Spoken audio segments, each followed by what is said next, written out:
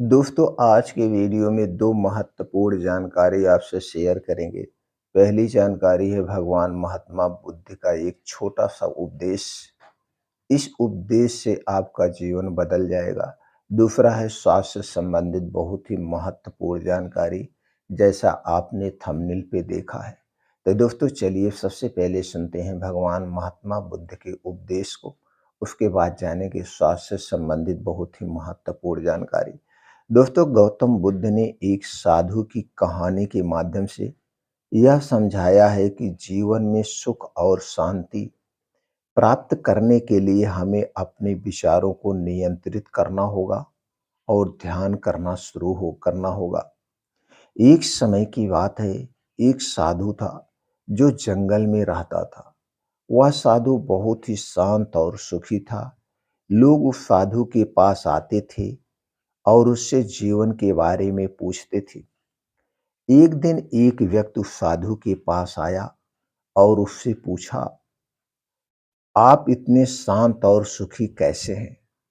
आपके जीवन में कोई दुख और पीड़ा नहीं है? साधु ने बड़े शालीनता के साथ अपने विचारों को नियंत्रित करता है। मैं अपने विचारों को सकारात्मक दिशा में ले जाता हूँ। मैं ध्यान करता हूँ, जिससे मेरे विचार शांत और सुखी हो जाते हैं। उस व्यक्ति ने कहा, मैं भी अपने विचारों को नियंत्रित करना चाहता हूँ। मैं भी ध्यान करना चाहता हूँ, लेकिन नहीं जानता कि ध्यान कैसे किया जाता है, ध्यान कैसे करें। साधु ने कहा, तुम अपने विचारों को नियंत्रित करने के लिए पहले अपने मन को शांत करना होगा। तुम अपने मन को शांत करने के लिए ध्यान शुरू करो। ध्यान करने से तुम अपने विचारों को सकारात्मक दिशा में ले जा सकते हो। आपके अंदर पॉजिटिविटी आनी शुरू हो जाएगी। उस व्यक्ति ने साधु की सारी बातें मानी और ध्यान करना शुरू कर दिया। ध्यान करने से उस व्यक्ति के विचार सकारात्मक हो गए। उसके अंदर पॉजिटिविटी आ गई और वह अपने जीवन में सुख और शांति प्राप्त करने में सफल हुआ। दोस्तों गौतम बुद्ध ने इस कहानी के माध्यम से यह समझाया है कि जीवन में सुख और शांति प्राप्त करने के लिए हमें अपने विचारों को नियंत्रित करना होगा और ध्यान करना शुरू करना होगा। हमें अपने विचारों को सकारात्मक दिशा में ले जाना होगा ताकि हम अपने जीवन में सुख और शांति प्राप्त कर सकें। दोस्तों इस छोटी सी कहानी से आपको क्या शिक्षा मिली, आप हमें कमेंट सेक्शन में ज़रूर बताइएगा। चलिए मित्रों हम जानते हैं अब, जैसे आपने थंबनेल पे देखा, अगर हम हमेशा थकावट महसूस करते हैं, हमारे शरीर में कमज़ोरी है, चलने-फिरने में हमें दोस्तों जल्दी से थकावट आ जाती है, या सीढ़ियों चढ़ने पे दोस्तों हमारे शरीर में कमज़ोरी का एहसास होता है, हांफा आ जाता है, यह कमजोरी किसी बीमारी के कारण आई हो या यह कमजोरी दोस्तों आपको पोषक तत्वों के कारण आई हो, दोनों कमजोरी में जो आज का फार्मूला है, जो आज का दोस्तों नुस्खा है, दोनों कमजोरी में कारगर है। दोनों तो दोस्तों इस नुस्खे को कैसे तैयार करेंगे, इसके क्या-क्या फ़ायदे हैं, कितने दिन तक लेना है, ये सारी जानकारी आपसे शेयर करेंगे। लेकिन उसके पहले दोस्तों थोड़ा-सा ध्यान देना होगा, कमजोरी क्यों आई है? कमजोरी आने का क्या कारण है? दोस्तों कमजोरी आने के 2 कारण होते हैं। पहला कारण है बीमारी, दूसरा कारण है पोषक तत्वों की कमी। तो दोस्तों जब हमारे शरीर में किसी भी प्रोटीन्स, विटामिन्स या न्यूट्रिएंट्स की कमी होती है, उस कमी के कारण हमारा शरीर बीमार होता है। तो हमें अपने डेली रूटीन में ऐसी डाइट का सेवन करना चाहिए, जिनमें सभी प्रकार के पोषक तत्व पाए जाते हों, जैसे हरी साग-सब्जियाँ, मौसमी ताज़े फल, बीन्स को रात में भिगो के सुबह खाना चाहिए, ड्राई फ्रूट्स को रात में भिगो के सुबह खाना चाहिए, दूध, दही, मट्ठे का प्रयोग करना चाहिए, लेकिन ये दूध, दही, मट्ठा आपके घर का है। अगर घर का नहीं है तो दोस्तों आप प्लांट बेस्ड दूध, दही, मट्ठा घर पे तैयार कर सकते हैं। मोटे अनाज का सेवन करना चाहिए। इनमें सभी प्रकार के पोषक तत्व पाए जाते हैं, तो आप इधर से बीमारी से बच जाएँगे। दूसरा कारण है शरीर बीमार होने का, कुछ हमारी लाइफ़स्टाइल, कुछ दिनचर्याएँ। जैसे दोस्तों बाहर का अगर हम ज़्यादा खाते हैं तो बाहर की चीज़ें खाने से हमारे पेट हमेशा गड़बड़ आते हैं, गैस, कब्ज़, एसिडिटी बनती है, जिसके कारण हम दोस्तों बीमारी की तरफ जाते हैं। तो बाहर का खाना आप बंद कर दीजिए, तली भुनी चीज़ों का खाना बंद कर दीजिए, धूम्रपान, अल्कोहल का खाना बंद कर दीजिए और रात का खाना आप जल्दी खाइए यानी सूर्य डूबने के पहले। सुबह जल्दी उठिए जिससे कुछ योगा आप कर सकें, प्राणायाम, मेडिटेशन कर सकें। अगर योगा, प्राणायाम, मेडिटेशन करते हैं तो इससे शरीर की एक्टिविटी बढ़ती है, शरीर की रोग प्रतिरोधक क्षमता स्ट्रांग होती है। दोस्तों ये डेली आप करने से हर एक बीमारी से दूर रहेंगे और आपके शरीर में जब भी कोई बीमारी या लक्षण नज़र आए तो तुरंत अपने पास के किसी नज़दीक डॉक्टर से या सरकारी हॉस्पिटल में संपर्क करें। और दोस्तों साल भर में कुछ छोटी-छोटी जाँचें होती हैं जिसे आप कराते रहना चाहिए, जिसका कोई सरकारी हॉस्पिटल में पैसा नहीं लगता है, जैसे ब्लड प्रेशर हो गया, ब्लड शुगर हो गया, ये सारी छोटी-छोटी जाँचें करानी चाहिए। और इसी तरह से कुछ छोटी और जाँचें होती हैं जैसे थायराइड हो गया, कोलेस्ट्रॉल हो गया, बीपी हो गया, ये सब कुछ जाँचें हमें जागरूकता के तौर पे साल भर में 6 महीने में करा लेना चाहिए।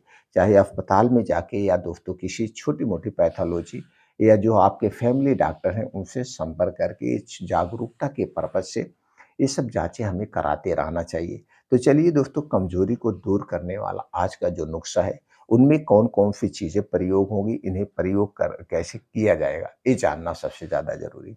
आज कुछ चीज़ों में जो है दोस्तों हम लेंगे मखाना, दही और देसी गुड़। दोस्तों मखाना आप जानते हैं एक सुपर फूड है। अगर आप इन 3 चीज़ों को एक साथ जब लेते हैं तो यही ट्रिपल सुपर फूड बन जाता है, जो आपके शरीर की हर बीमारी को दूर रखता है। दोस्तों मखाना में फाइबर, सभी प्रकार के एंटीऑक्सीडेंट, न्यूट्रिएंट्स और कुछ ऐसे फाइटोकेमिकल पाए जाते हैं, जो हमारे शरीर की बीमारियों से सुरक्षा करते हैं। दही में दोस्तों लैक्टोबैसिलस बैक्टीरिया पाया जाता है, जो हमारे आंतों के लिए बहुत ही फायदेमंद है। और दही हमारे आंतों में गुड बैक्टीरिया का निर्माण करता है क्योंकि इसमें प्रोप्रीबायोटिक पाया जाता है। इसके अलावा कैल्शियम और आयरन का भी अच्छा स्रोत है। दूसरी तरफ ये जो दोस्तों गुड़ है इसमें iron, calcium, phosphorus, vitamin C प्रचुर मात्रा में पाया जाता है, कार्बोहाइड्रेट प्रचुर मात्रा में पाया जाता है, जो कि हमारे शरीर को एनर्जी देता है। और जब ये 3 सुपर फूड एक साथ मिल कर के हम लेते हैं तो दोस्तों ये सुपर फूड नहीं महा सुपर फूड बन जाता है, जो कि हमारे शरीर को बीमारियों से सुरक्षा करता है। तो चलिए जानते हैं तैयार करने का तरीका और उपयोग करने के तरीके के बारे में। दोस्तों इसे तैयार करने के लिए आपको चाहिए 1 कटोरी दही, जो दही आपके घर की होगी। और इस दही को जब भी जमाना इसे मिट्टी के बर्तन में जमाना और दही का सेवन जब भी करना मिट्टी के बर्तन में करना। दोस्तों दही 3 महीने नहीं खानी चाहिए, जुलाई, अगस्त, सितंबर और अक्टूबर इसके बाद खा सकते हैं। दही जब भी खाना दिन में खाना, रात में नहीं खाई जाती है। और दही को हमेशा दोस्तों ऐसे खाना, इसे कभी गरम मत करना, ना तो गरम चीज़ों के साथ सेवन करना और दही को गरम करके कोई डिश मत बनाना। ये है दही खाने का सही समय, सही तरीका। अब दही 1 कटोरी आपको चाहिए। अब इसी दही में आपको मिलाना है 1 मुट्ठी भुना हुआ मखाना। दोस्तों देसी घी में आप घर पे मखाना थोड़ा-सा भून के रख लीजिए और इसी में से 1 मुट्ठी यानी कि 15 से 20 ग्राम मखाना लेना है और इसे आपको जो है उसी दही में भिगो देना है 15-20 मिनट के लिए। 10 मिनट के लिए उसी कटोरी दही में भिगो करके और उसी में आपको 50 ग्राम गुड़ डाल देना है।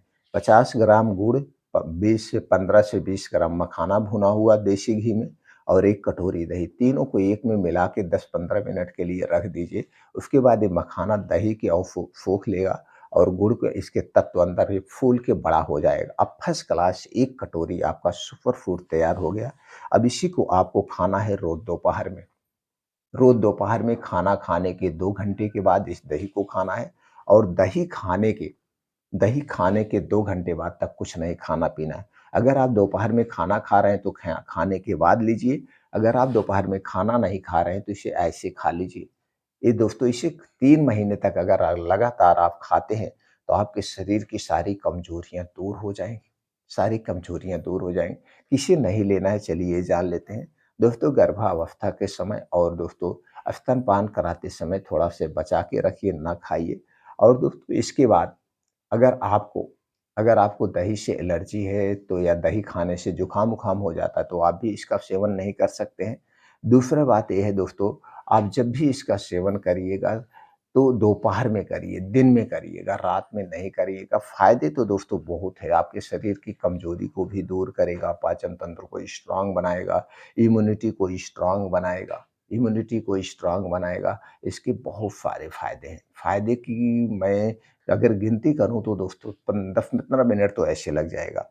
तो दोस्तों जो जानकारी हमने आपसे शेयर किया, इसे सुनने के बाद अगर कुछ मन में प्रश्न है, तो आप कमेंट सेक्शन के माध्यम से पूछ सकते हैं। फिर मिलते हैं अगले वीडियो में।